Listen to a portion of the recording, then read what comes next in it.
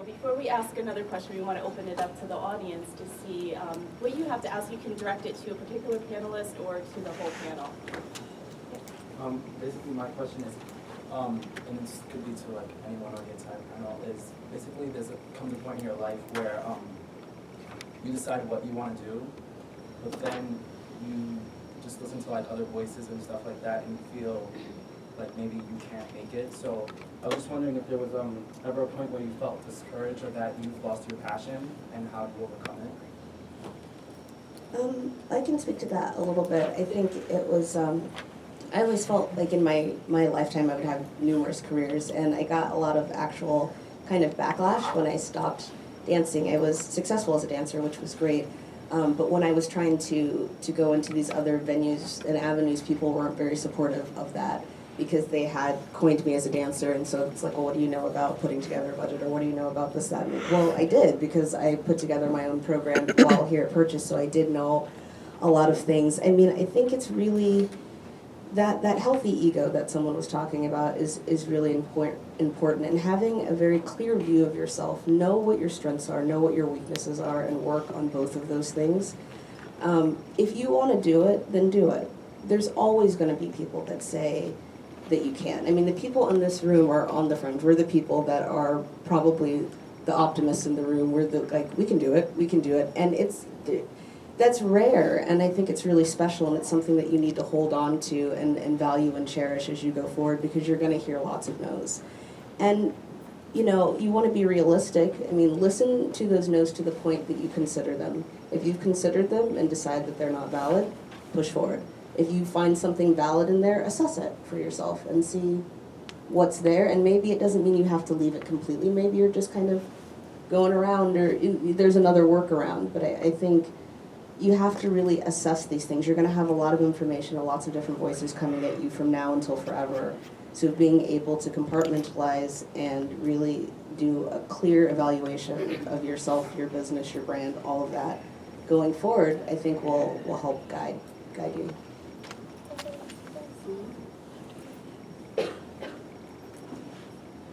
What is your major here? Here in Florence.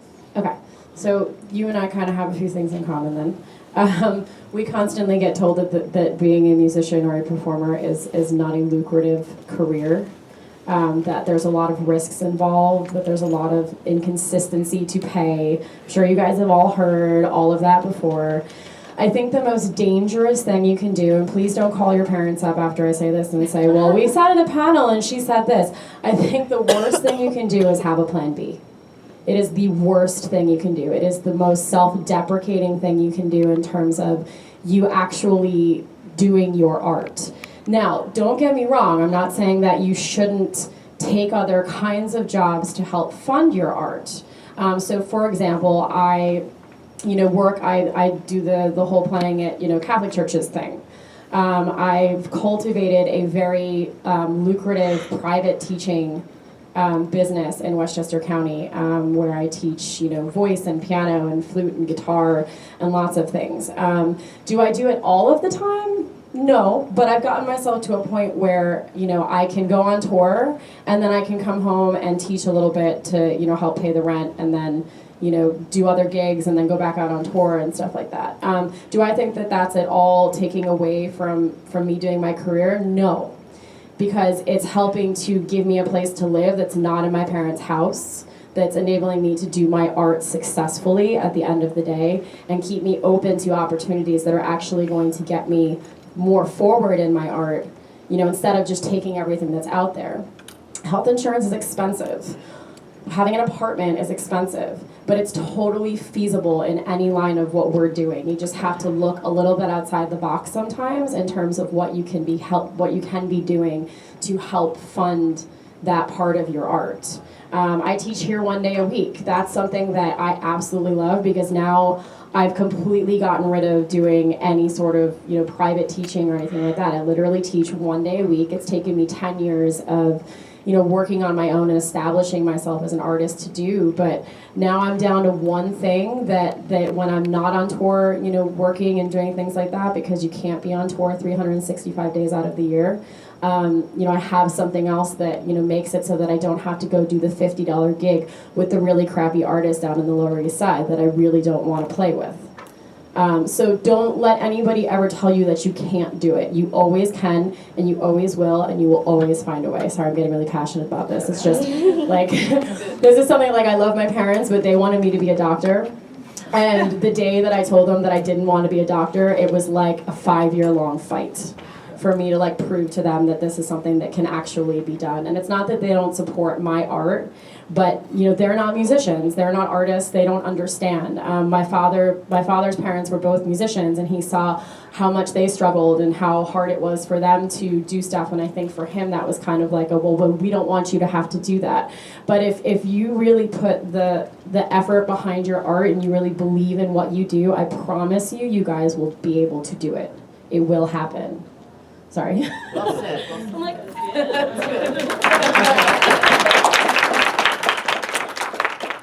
I just wanted to echo what Tiffany said. Sometimes the haters, there is a nugget of wisdom in what they're saying, and you just have to balance it out with a full assessment of yourself, not just what they're saying. So, if someone says that you're not good at one thing, make out a list of what you're not good at, and make a list of what you are good at, and craft a career around what you're good at and what you love doing. I had a boss who told me I was resistant to what she wanted me to do.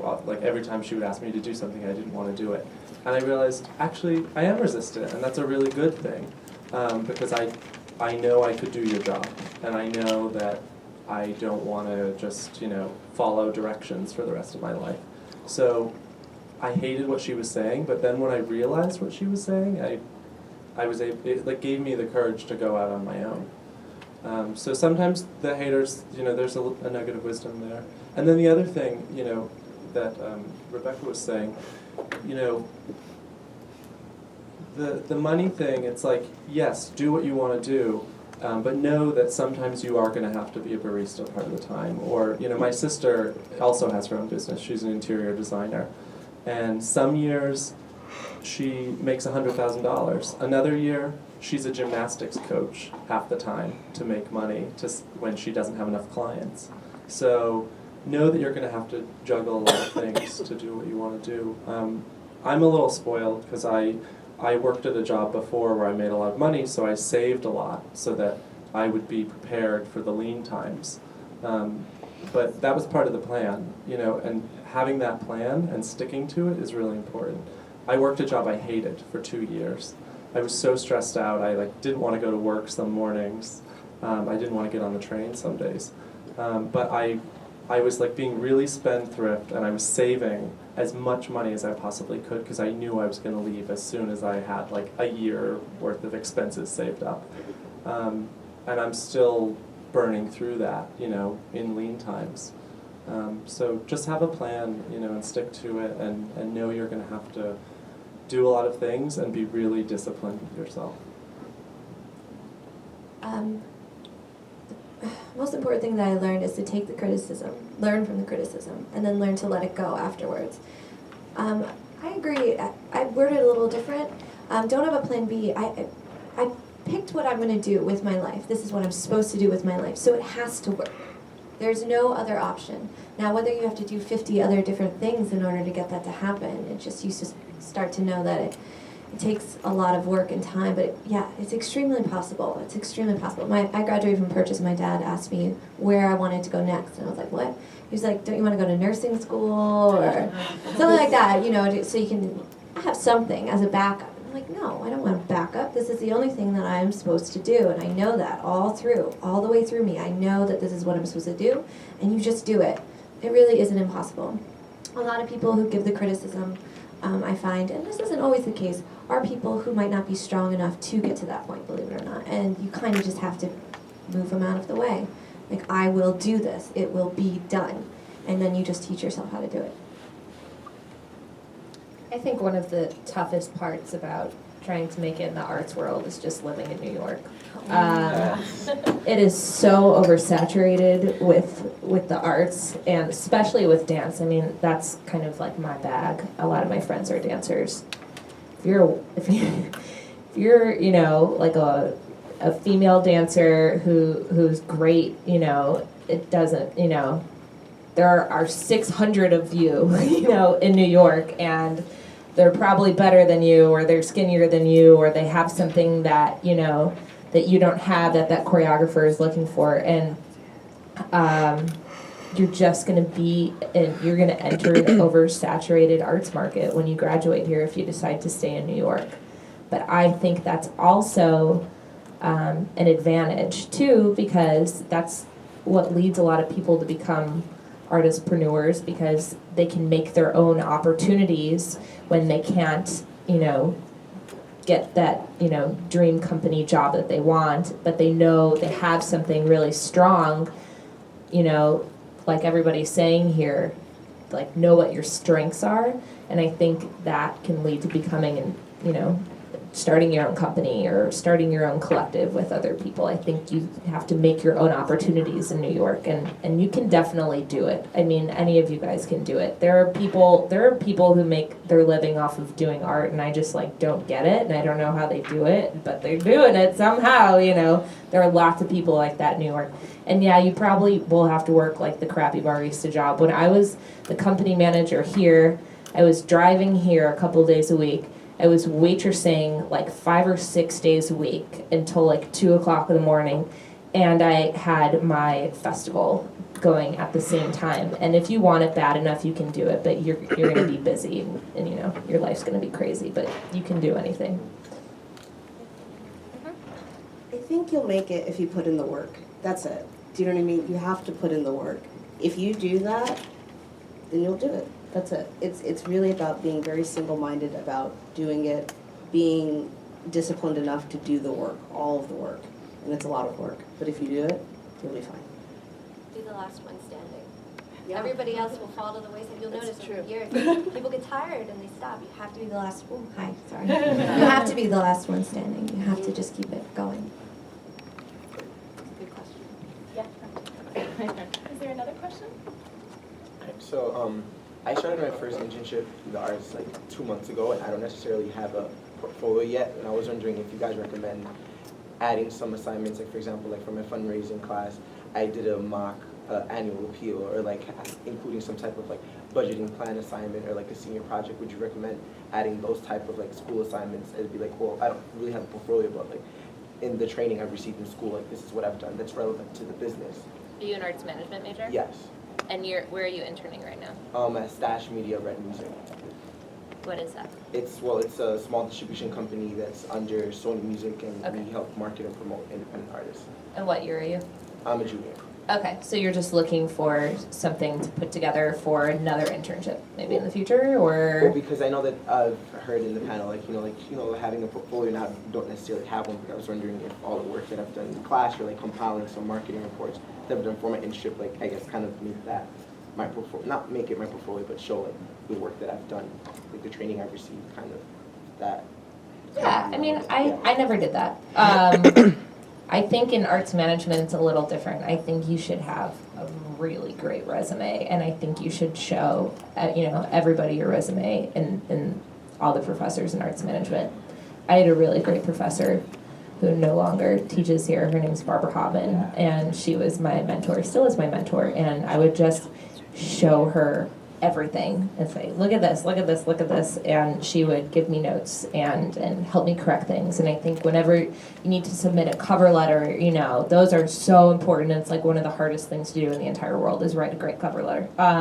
But use your professors, and they're also different. Like Bob Thompson has like a really different skill set than Maria Gralnick does, and that Anne-Marie, she still work here? Yeah. Yeah, but they all have these different skill sets, so I think it's important to use their diversity and just have them look over what you're doing. But I don't think you really need a portfolio per se for arts management.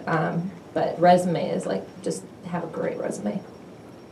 And come to career development. Come to career I just want to add, can I just add one thing? you know, you're all so inspirational in your expression to the students about, you know, that you really need to do what you love and you need to pursue it and you need to not let people sway you. And really interestingly, we see the data after students graduate, and for the past 10 years we do a senior survey, and we do it a year after the students graduate. And within the arts, the statistic is really high for those students who have studied within the arts. It's usually about, it goes from about 65 to 85% of those students who studied, who had an arts-related major in some capacity, report that they are indeed in the field, that they didn't switch to something else as a plan B. They are pursuing what they're, and it's all statistically a little bit different in each of the arts areas, but it's very high overall for the arts. So that should provide some inspiration too, that graduates are pursuing their fields and they're getting jobs within their fields. So. And I think what's important about that too is that the Purchase network is strong. The Purchase network is super strong. I've seen people just been at a bar and you kind of recognize and you're like, Purchase? Lifelong friends. And we've all had that, you know, so I think it's really important that the conservatories and the programs here are set to kind of prep you for that. So if you weren't ready, you wouldn't have made it this far. Like you wouldn't have gotten to your junior year. It wouldn't have, you know, so come senior year, take pride and solace in the fact that you guys are ready. And there's people out here that are ready to welcome you with open arms. We're ready. And all you have to say is like that point and that Purchase, that's it. Like, and we know, because we know what the training is. We know that you've done the work. We know that you've put it in. And so that is something that is strong. And it's a point of pride. I love that our network is so strong. And it's a wonderful community that stays with you forever, and a lot of people stay here. They don't go far, so it's not like we're spread too far. Like, you go from here 30 minutes to the city, you're going to run into somebody. So don't be afraid to reach out, and reach out to us afterwards. Grab our cards, don't be shy.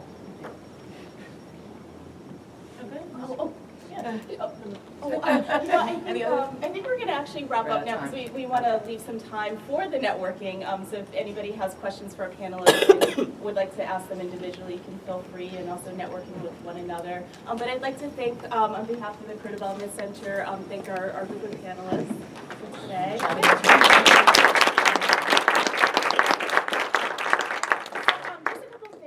A couple plugs. You know, we've talked about networking throughout the whole time here. One resource that we would really like to recommend that you start to utilize is LinkedIn, if you haven't already. And if anybody needs any help with establishing, you know, your profile and making connections, the Career Development Center can help you with that, as well as all the other things that we talked about, resume development and, you know, connecting with opportunities. We have a major event coming up later this month on March 19th. We have our job and internship fair right here in this area. It'll all be buzzing with lots of employers with a lot of great opportunities. Actually, on your way out, there's a list of arts organizations that'll be here. So we definitely recommend that you can attend that. Also, one more announcement before you leave. There's also evaluation forms in the middle of the table. So if you wouldn't mind just filling that out and giving us your feedback, and you can just drop it at the table on your way out. Okay, thank you again. Thank you so much for coming.